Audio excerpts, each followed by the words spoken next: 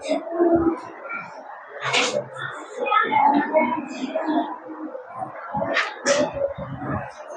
हिंद बच्चों। आज मैं आपको संख्या पर आधारित परिभाषा बताने वाला हूं। ने मैथ में संख्या पर आधारित परिभाषा, डेफिनेशन बेस्ड ऑन नंबर्स, है ना। जैसा कि आपके सामने दिया हुआ है, प्राकृत संख्या, परिमेय संख्या, अपरिमेय संख्या, सम संख्या, विषम संख्या, भाज्य संख्या, अभाज्य संख्या, पूर्ण संख्या, पूर्णांक संख्या, इन सभी को मैं बारी बारी से आज एक्सप्लेन करने वाला हूं, ने समझाने वाला हूं। आप लोग ध्यान से देखिएगा। देखिए, इसमें फर्स्ट टॉपिक आपका है प्राकृत संख्या। क्या है? प्राकृत संख्या है। देखिए, प्राकृत संख्या को हम लोग नेचुरल नंबर के नाम से जानते हैं, है ना। नेचुरल, है ना। नेचुरल का मतलब होता है प्राकृत, है ना। यहां है नेचुरल नंबर्स अर्थात प्राकृत संख्या। देखिए, प्राकृत संख्या क्या है ना। एक से लेकर गिनती की सभी संख्या को हम लोग प्राकृत संख्या कहते हैं। देखिए, काउंटिंग जो होता है, गिनती जो है, हम लोग एक से स्टार्ट करते हैं, जीरो से भी स्टार्ट किया जाता है ना। लेकिन यहां हम एक से स्टार्ट करने जा रहे हैं। एक से लेकर आपकी जो भी गिनती स्टार्ट होगी, 1 2 3 4 5 6, इसी प्रकार से आप, है ना, क्रम बाय क्रम बढ़ते जा सकते हैं, है ना। तो एक से लेकर गिनती की सभी संख्या को प्राकृत संख्या कहते हैं। जैसे में देखिए, हम लिखे हैं 1 2 3 4 5 6, इस प्रकार से आगे ले जा सकते हैं, है ना। 10 20 30 40 50 60, है ना, क्रम के अनुसार 5 6 7 8 9 10 आगे तक भी ले जा सकते हैं, है ना। तो इसको प्राकृत संख्या कहा जाता है।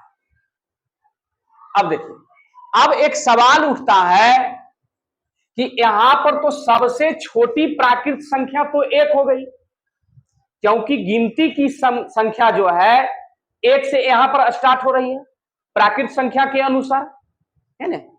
तो सबसे छोटी प्राकृत संख्या यहां तो हम एक कहेंगे, कह सकते हैं, है ना, एक हुआ। लेकिन क्या सबसे बड़ी प्राकृत संख्या क्या होगी, है ना। कोई कहेगा कि सर आप 5 तक लिखे हैं, सबसे प्राकृत संख्या 10 होगा। क्या 10 के बाद 11 नहीं हो सकता है? 10 से तो बड़ी 11 है ना। कोई कहेगा सर 4 लाख सबसे बड़ी प्राकृत संख्या, तो हम कहेंगे 4 लाख 1 हो गया, 4 लाख से बड़ी। कोई कहेगा सर 1 करोड़, है ना, हम कहेंगे 2 करोड़ हो गया बड़ी प्राकृत संख्या, है ना। समझ रहे हो? कोई कहेगा मान लो 50 करोड़, है ना, समझ रहे हो, या 50 अरब, कुछ भी बोलेगा, बड़ी प्राकृत संख्या। हम बोलेंगे 50 अरब 1, उससे तो बड़ी होगी, है ना। तो सबसे छोटी प्राकृत संख्या 1 और सबसे बड़ी प्राकृत संख्या आपका हो गया अनंत। अनंत का मतलब जिसका कोई अंत नहीं है ना। आप इस क्रम को जो है अनंत दूरी तक जो है तय कर सकते हैं। अनंत दूरी तक जो है इस संख्या को आप लेकर जा सकते हैं, इस गिनती की संख्या, है ना। इसलिए प्राकृत संख्या जो है 1 से शुरू होती है ना। कहां से शुरू होती है?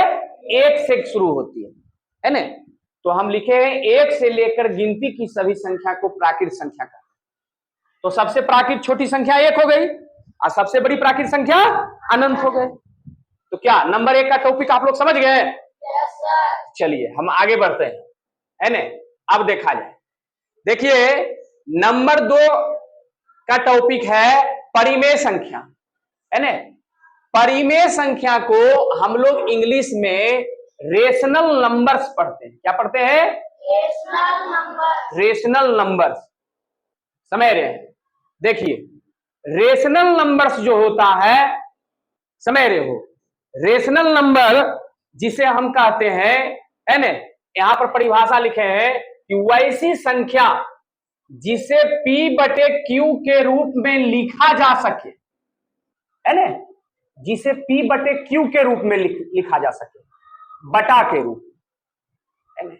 हालांकि भिन्न और परिमेय संख्या में जो है, समझ रहे हो, लगभग सेम है, थोड़ा बहुत, है ना, अंतर है ना, लेकिन कुछ लोग जो है भिन्न और परिमेय संख्या को एक ही समझते हैं। परिमेय संख्या अलग होता है, भिन्न अलग होता है। इसके बारे में हम, है ना, नेक्स्ट वीडियो में चर्चा करेंगे। तो यहां पर लिखे हैं कि वैसी संख्या जिसे P बटे Q के रूप में लिखा जा सके, जहां P और Q कोई पूर्णांक संख्या, है ना, कोई पूर्णांक संख्या, तो उसे हम लोग परिमेय संख्या कहते हैं।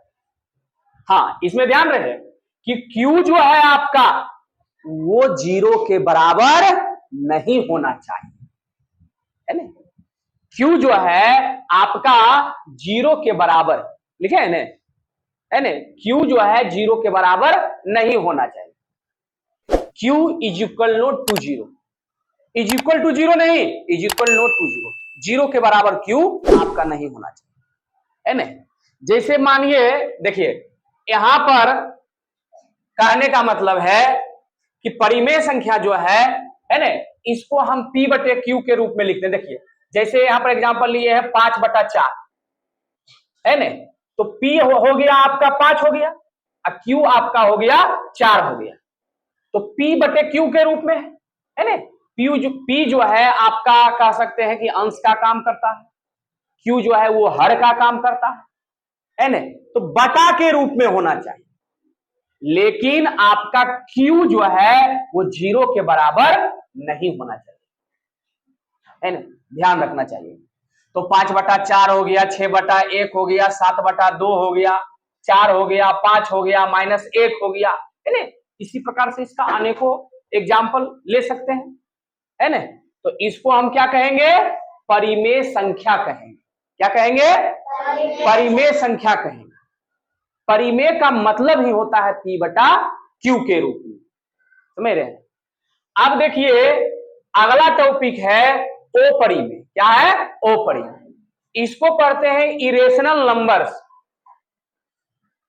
इरेशनल नंबर्स वैसी संख्या जिसे P बटे Q के रूप में लिखा नहीं जा सके, है ना, जहां P और Q कोई पूर्णांक संख्या हो, अथवा, है ना, इसको एक और टाइप से हम बता सकते हैं, अथवा वैसी संख्या जो रूट चिन्ह के अंदर हो और उसका मूल न निकले तो उसे अपरिमेय संख्या कहते हैं, है ना। जैसे देखिए पहला नंबर ये P बटा Q के रूप में तो है नहीं, नहीं है, क्या है? P बटा Q के रूप में नहीं है। दूसरी बात देखिए क्या है, ये रूट चिन्ह है। देखिए ये क्या है? ये रूट चिन्ह है ना। एक मिनट, मार्कर चलता है ना, है ना। देखिए ये रूट चिन्ह है ना। अब रूट चिन्ह के अंदर मान लीजिए हम 2 लिखे, √2, है ना, तो √2 का जो है, समझ रहे हो, मूल नहीं निकलता है पूर्ण संख्या के रूप में। √2 जो है इसका वर्गमूल नहीं निकलता है, निकलेगा लेकिन दशमलव के रूप, दशमलव संख्या के रूप में निकलेगा, पूर्ण संख्या के रूप में नहीं निकलेगा। इसी प्रकार से देखिए √3 हो गया, √5 हो गया, √7 हो गया, इसका मूल जो है पूर्ण संख्या के रूप में नहीं निकलता है। अगर मान लीजिए जैसे देखिए अब यहां पर है √9, क्या है? √9। अब देखिए √9 का मूल निकल जाता है 3 निकल जाता है, निकलता है ना, तो √9 जो है वो परिमेय नहीं हो जाएगा, फिर ये क्या हो जाएगा? परिमेय हो जाएगा। क्या हो जाएगा? परिमेय हो जाएगा।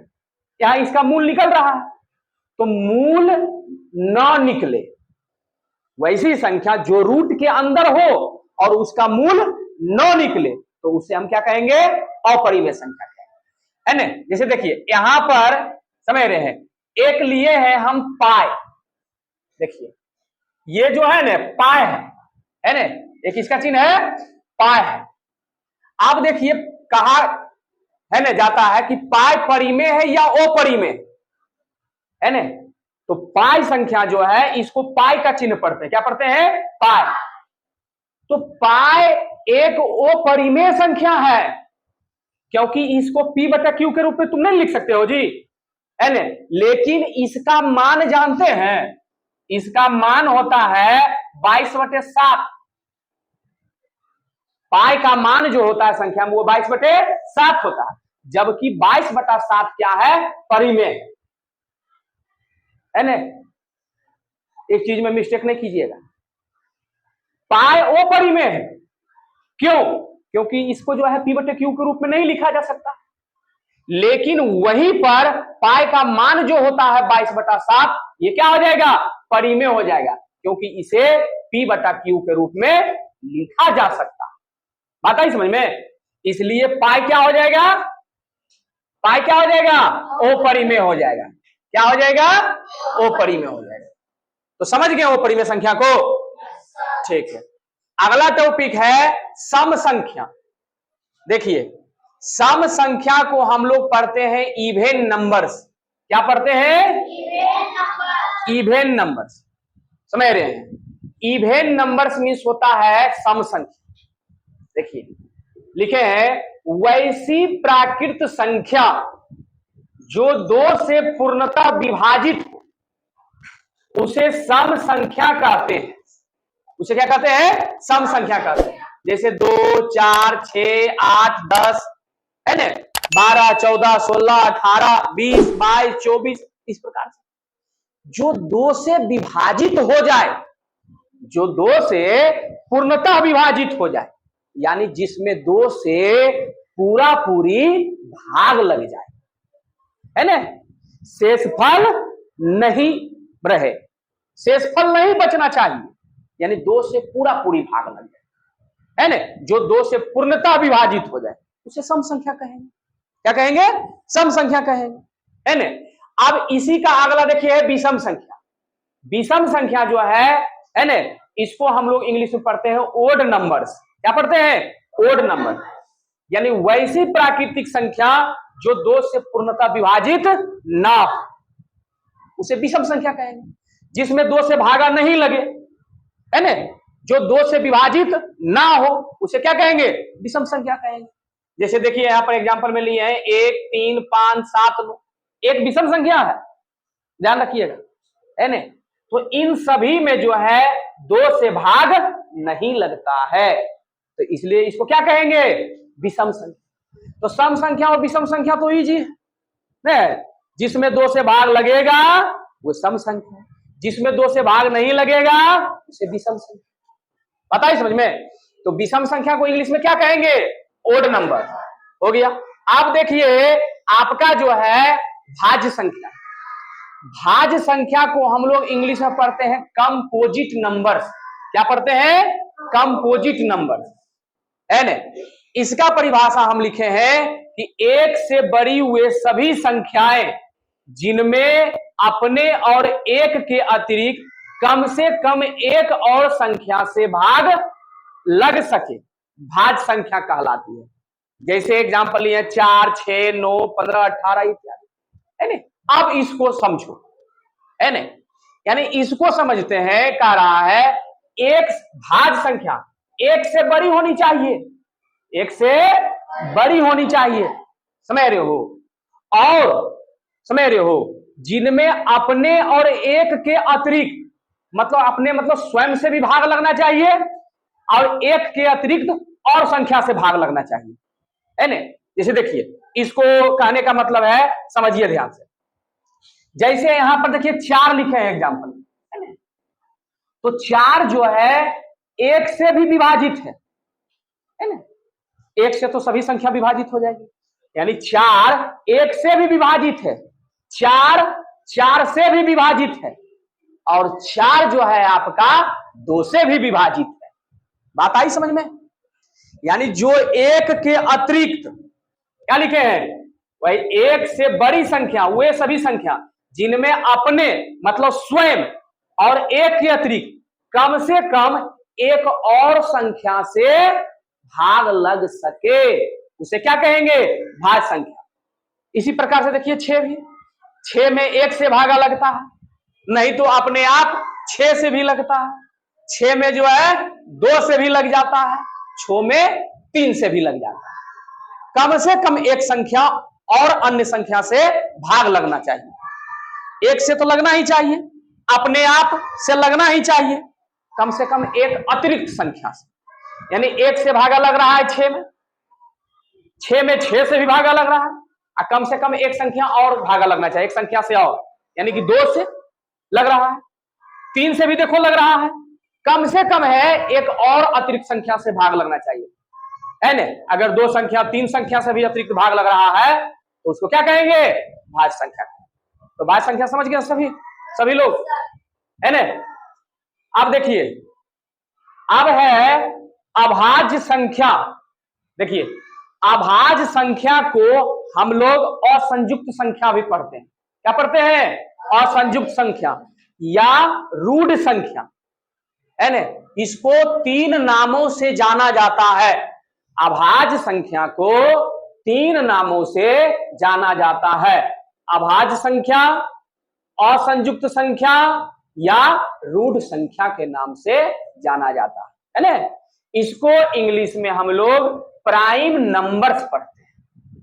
क्या पढ़ते हैं, प्राइम्स नंबर। देखिए, अभाज्य संख्या क्या है ना, वैसी संख्या जो एक या अपने आप से यानी स्वयं से विभाजित होती है, उसे अभाज्य संख्या कहते हैं।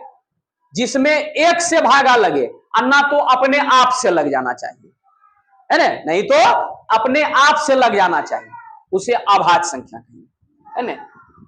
जैसे देखिए यहां पर लिखे हैं 2 एक अभाज्य संख्या है, 2 में 1 से भाग लगेगा, और नहीं तो 2 में 2 से भाग लगेगा। 3 भी एक अभाज्य संख्या, 3 में 1 से भाग लगेगा, नहीं तो अपने आप 3 से लगेगा। 4 अभाज्य संख्या नहीं है, 4 क्या हो गया, भाज्य संख्या है। यही तो है अभाज्य और भाज्य। 4 क्या है, भाज्य संख्या है, क्योंकि 4 में 1 से भी लग रहा है भाग, 4 में 4 से भी लग रहा है भाग, 4 में 2 से भी भाग लग रहा है, तो 4 एक भाज्य संख्या, भाज्य संख्या, सॉरी 4 एक अभाज्य संख्या नहीं है ना। अब देखिए 2 के बाद लिखे हैं 3 भी एक अभाज्य संख्या, 3 में 1 से भाग लग रहा है, नहीं तो अपने आप 3 से लग रहा है। 5 देखिए, 5 में 1 से भाग लग रहा है, नहीं तो अपने आप 5 से भाग लग रहा है। फिर 6 नहीं, 6 आपका क्या हो जाएगा, भाज्य, है ना। फिर 7 देखिए, 7 में 1 से भाग लग रहा है, नहीं तो अपने आप 7 से लग रहा है भाग।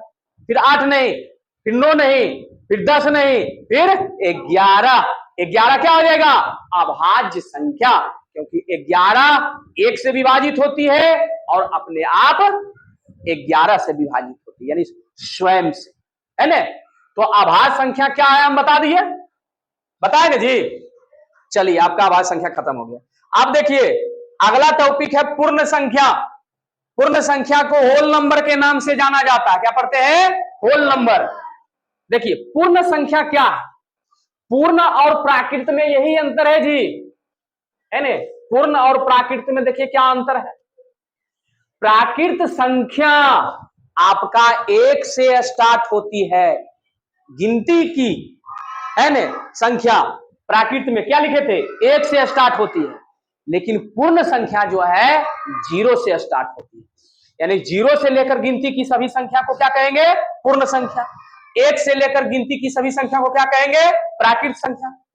तो प्राकृत और पूर्ण में यही अंतर है कि प्राकृत संख्या 1 से स्टार्ट होती है और पूर्ण संख्या जो है आपका 0 से स्टार्ट होती है ना।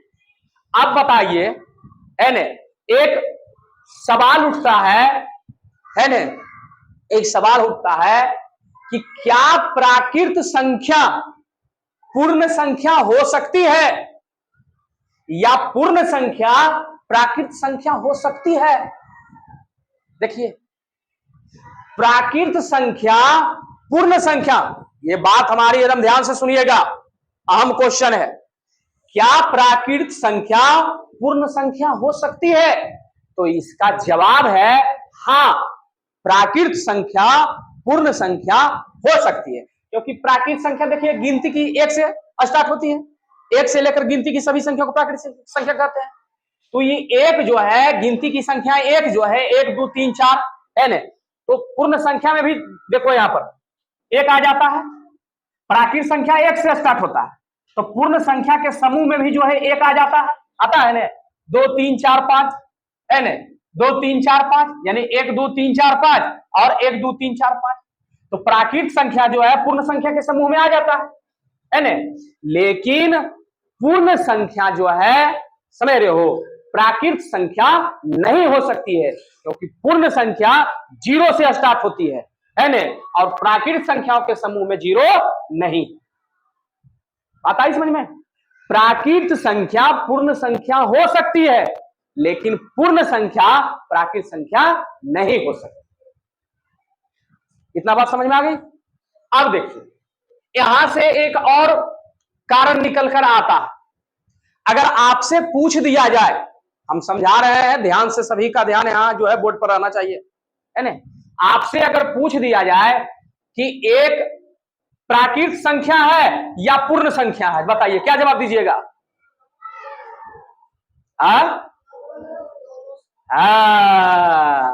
है ना, एक जो है प्राकृत संख्या भी होगी और पूर्ण संख्या भी होगी, क्योंकि एक तो आपका प्राकृत संख्या की गिनती में स्टार्ट होती है ना, अब पूर्ण में भी एक आ जाता है। लेकिन अगर पूछा जाए कि 0 क्या है, पूर्ण संख्या या प्राकृत संख्या है? 0 सिर्फ पूर्ण संख्या। हाँ, तो आप लोग समझ गए इस बात को, है ना, तो पूर्ण संख्या समझ गए। अब देखिए, इसमें से लास्ट टॉपिक है आपका पूर्णांक संख्या, है ना। क्या है? पूर्णांक संख्या, समझ रहे हैं? पूर्णांक संख्या को इंटेजर नंबर के नाम से जाना जाता है ना।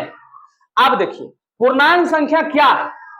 गिनती की सभी ऋणात्मक एवं धनात्मक संख्या, क्या बोलो, गिनती की सभी ऋणात्मक एवं धनात्मक संख्या को हम लोग पूर्णांक संख्या कहते हैं। यानी माइनस वाली संख्या और प्लस वाली संख्या, है ना, इस दोनों को हम लोग जो है क्या कहेंगे? पूर्णांक संख्या कहेंगे। देखिए, जैसे यहां पर लिखे हैं एग्जाम्पल में, देखिए ये परिभाषा हो गया, गिनती की सभी ऋणात्मक एवं धनात्मक संख्या को पूर्णांक संख्या कहते हैं। जैसे देखिए, -5, -4, इसको आप, है ना, -10 से भी शुरू कर सकते हैं, -20 से भी शुरू कर सकते हैं, है ना। स्पेस नहीं रहने के कारण हम आपको एग्जाम्पल लेके दिखाए हैं। -5, -4, -3, -2, -1 हो गया, -1 हो गया। अब देखिए क्या है? 0, -1 के बाद 0 हो जाएगा, उसके बाद 1 हो जाएगा, 2 3 4 5। तो क्या देखें, ये हो गया आपका ऋणात्मक संख्या और ये क्या हो गया आपका धनात्मक संख्या, है ना। तो इसी दोनों संख्या के समूह को तो पूर्णांक संख्या कहा जाता है। यानी गिनती की सभी ऋणात्मक संख्या और धनात्मक संख्या को क्या कहते हैं? पूर्णांक संख्या कहते हैं, है ना। तो आज इस वीडियो में आपका, है ना, लास्ट टॉपिक पूर्णांक संख्या था, है ना।